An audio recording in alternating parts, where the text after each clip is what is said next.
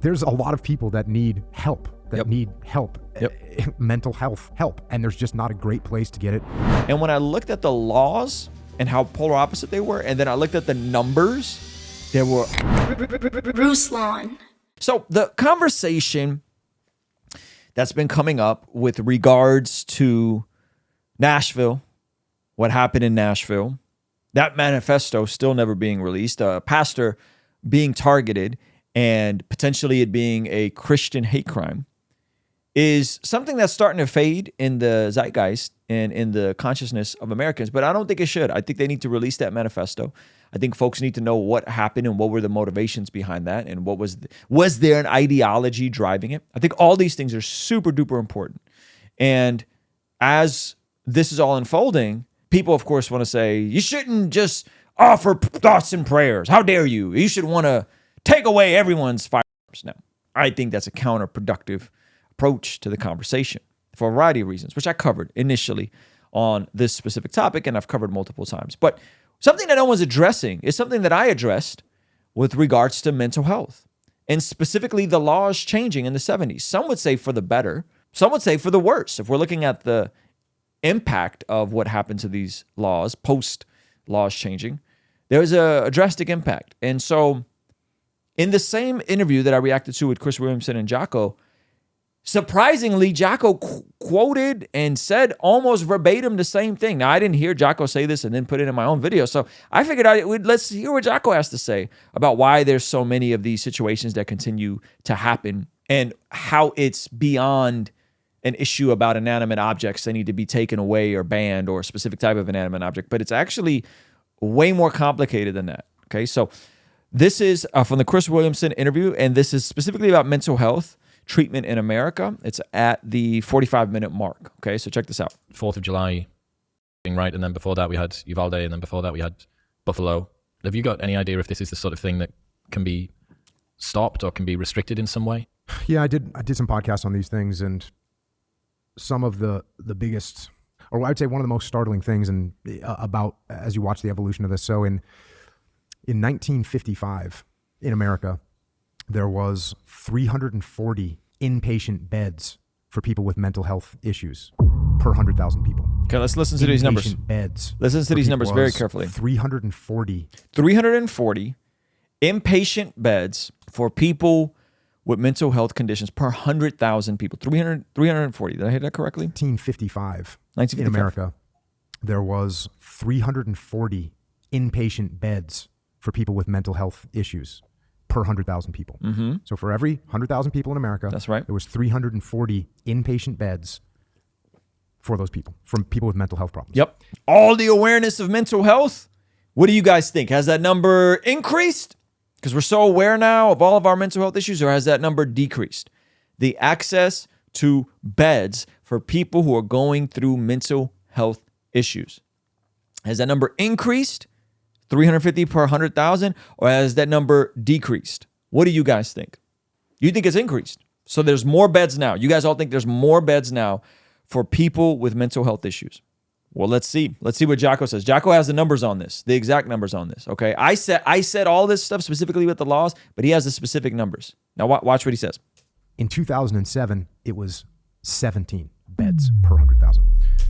350 to 17. 350 beds per 100,000 people in mental health facilities to 17. That's a massive drop-off. So the mental health capacity for treatment in America is gone down in a 95%. And there are some legitimate reasons why this happened. And a lot of it had to do with the fact that people were getting put in these institutions, and there were some horrible abuses that were going on in some of these mental institutions. People being committed that didn't want to be in there. People that were abused once they were in there. People that could never get out of there. And there was a backlash against that. And all of that was bad. All of that was bad, and all of that shouldn't happen. But specifically in the backlash, it seems as if we overcorrected, and now it makes it almost impossible for someone to go into one of these institutions, and legally a change to they have to be a bodily threat to themselves, meaning they're down for self-deletion, or to someone else. Okay. So and this is what happens. We go from one extreme to the other extreme a lot in this country. It all of a sudden became in the 70s, hey, these mental health facilities are evil, they're bad, there's abuse going on, we need to shut them down. And they shut down a lot of them. Yep. And they probably should shut down a lot of them. In doing that, it certainly appears to me that they threw the baby out with the bathwater. And now we've got, I mean, you think San Diego, there's 2 or 3 million people here. There's a lot of people that need help, mental health help. And there's just not a great place to get it. I talk to police officers a lot. And this number, as these hospital beds went away and the laws changed, less people were in mental health hospitals, more people were homeless, more people were on the streets, more people were on drugs. I talk to police officers a lot. Police officers come upon people all the time that they don't need to get put in jail. They need to get put in some kind of a mental health facility, but they don't exist. I heard it's upwards of like 90% of the calls that police officers interact with, not traffic tickets, but like where they get called, like not up to 90% of it. And again, I don't have the exact statistics, are mental health related. And so they go into jail for a little while, they come back out, and it's a problem. So if you take just the numbers of the beds, right? What has that done to all the other aspects of mental health? Mm-hmm. What about the outpatient people? How many doctors used to be ready to help somebody that was feeling depressed or was feeling angry? There probably were a lot more doctors back then that had the capability of treating those things. Mm-hmm. So we've really shut down our capacity to help people from a mental health perspective. And then on top of that, we've added all these things into society that create more mental health problems. The hardest thing about this is that it's very difficult to convince someone that they're having a mental health episode because they don't know. Have you guys ever had someone in your life that is having a psychotic break or whatever and say they're not being violent towards anyone? It's hard to convince someone that, hey, like the voices you're hearing aren't real, right? Because they're having delusions. Some of this can be triggered from trauma, whatever. Makes it almost impossible. And again, they can no longer do these holds on people. They can no longer admit people unless they're a threat to themselves or someone else physically. Hey, you want to see something crazy? 67% of the people who watch this channel are not subscribed. Do me a quick favor, make sure you hit that subscribe button so you stay up to date on all the videos here on the Blessed God Studios channel. I.e. alcohol, social media, the fact that someone can stay in their house all the time. So you're saying all these things increased? We put COVID on people where they had to stay in their house all the time. Right. They're getting stuck in echo chambers. There's all these things that add to mental health problems, and we've really done away with a lot of the treatment that we had before.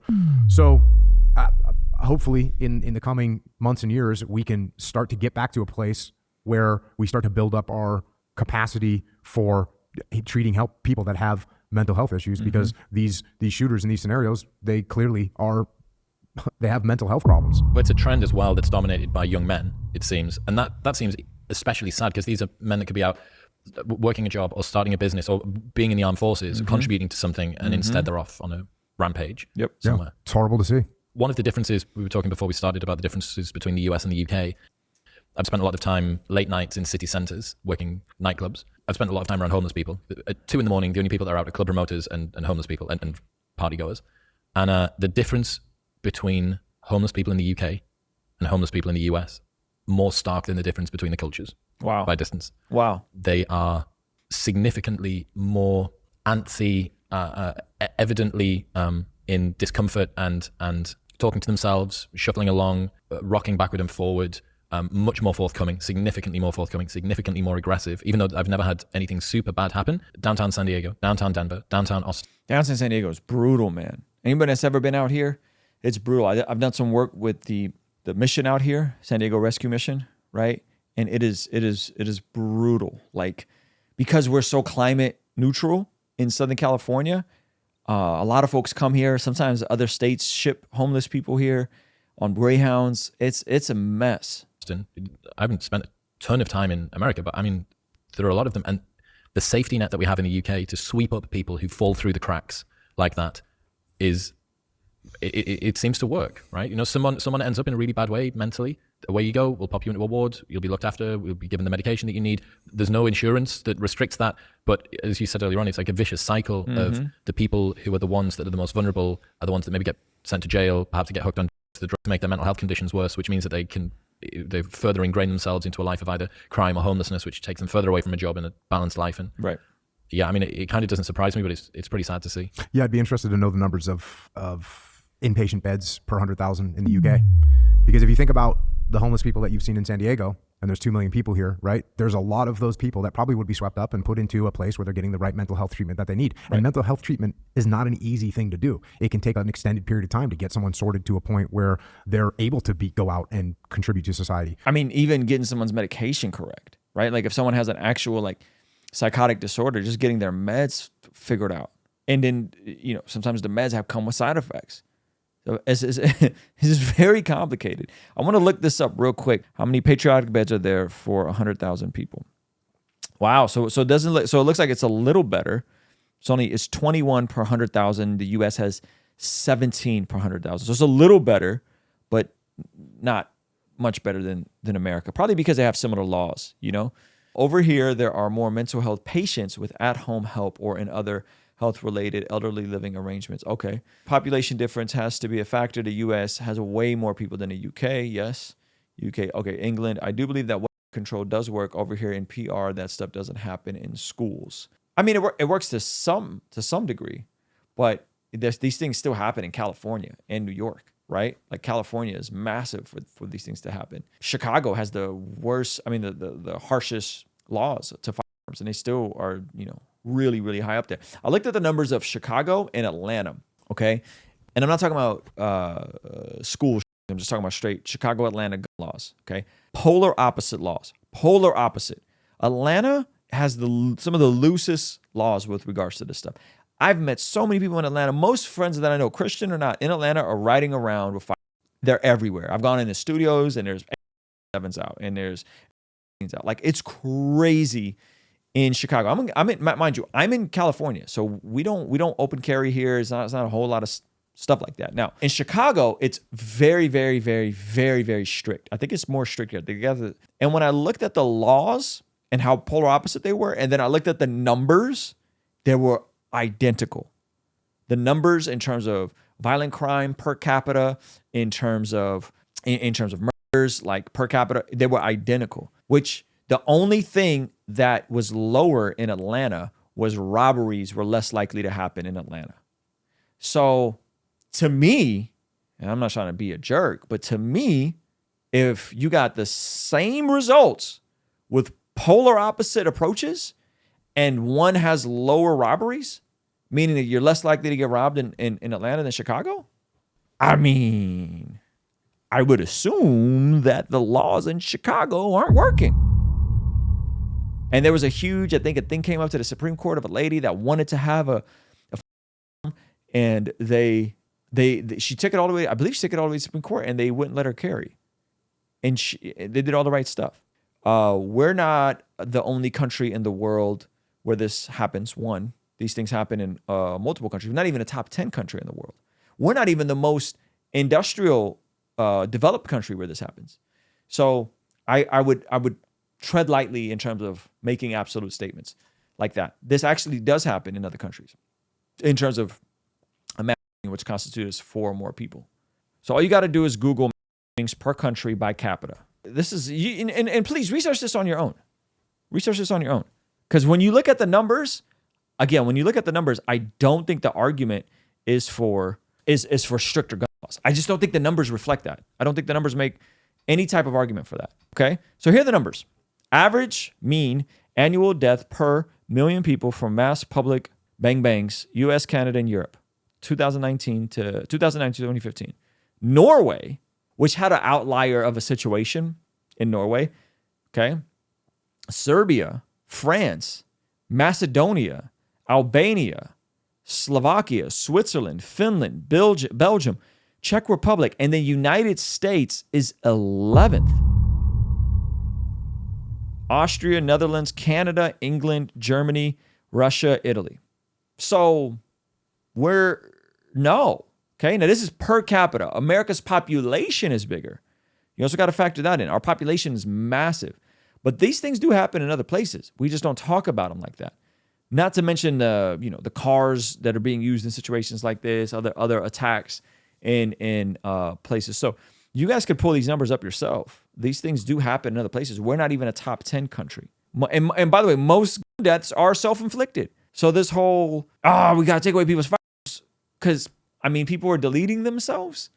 That's not the same as an being used in at a school, right? Those situations are the statistical outlier, the statistical outlier. And so, hey, this clip is from our daily after party stream. If you enjoyed it, consider signing up for our Patreon community for only $5 a month, where you get access to the replays of our daily after party streams, as well as the uncut extended versions of our podcast, Discord access that's private, and a discount code for our merch store, only $5 a month. And ultimately, it's the best way to help us contextualize the gospel of Jesus using media, podcasting, and of course, YouTube. The link for that is in the description or in the pinned comment. The perks are amazing. You should get on there. It's only $5 a month. I'll see you over there, all right?